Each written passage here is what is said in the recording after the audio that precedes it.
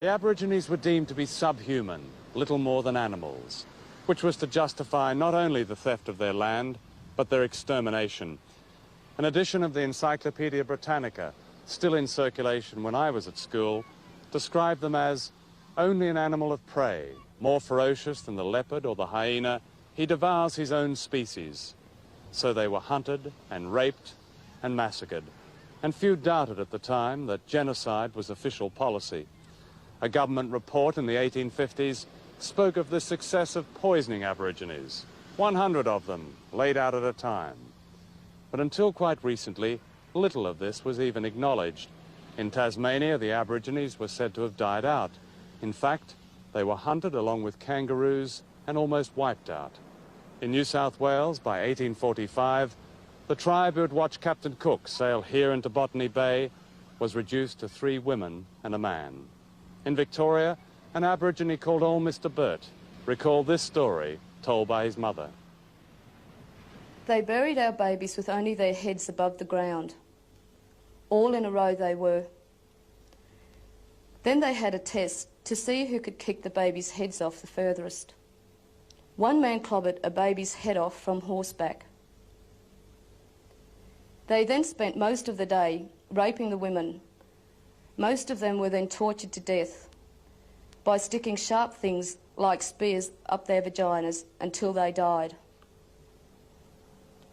They tied the men's hands behind their backs, then cut off their penis and testicles, and watched them run around screaming until they died. One of the most enduring myths about the Aborigines is that they did not fight back. In fact, a war of resistance lasted more than a century, some of it here on the banks of the Hawkesbury River, north of Sydney. During the 1930s, my father built a cottage here, on the beach at an Aboriginal place called Patonga. I think we knew that somebody had lived at Patonga at some time, but no one talked about it. In fact, an entire nation had lived here on and off for thousands of years. They were called the Jurag, a unique Aboriginal people, tall and slender, whose country extended to a 40-mile radius north of Sydney, and the mighty Hawkesbury River was theirs. And when the British established the town of Windsor in the early 1800s, a great war began. This war was not recorded in the Imperial Chronicles of Australia. Growing up here, I knew nothing about it, and I suspect that's still true of the people in the smart beach houses here today. And yet the Jurag inflicted on the British a casualty rate greater than that sustained by the Australian Armed Forces during all of World War II. And finally, after 22 years, outnumbered and without guns, they went down fighting to the last man, woman and child, a complete nation. Today, in a land of many cenotaphs and war memorials on which invariably is written, "Lest we forget," not one of them stands for those who fought and fell in their own country.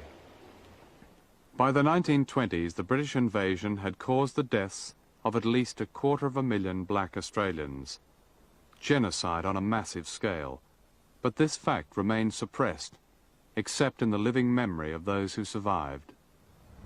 Here in the Northern Territory, in the great isolated heartland of Australia, the killing of Aborigines continued well into the 20th century, and most of these also remained secret.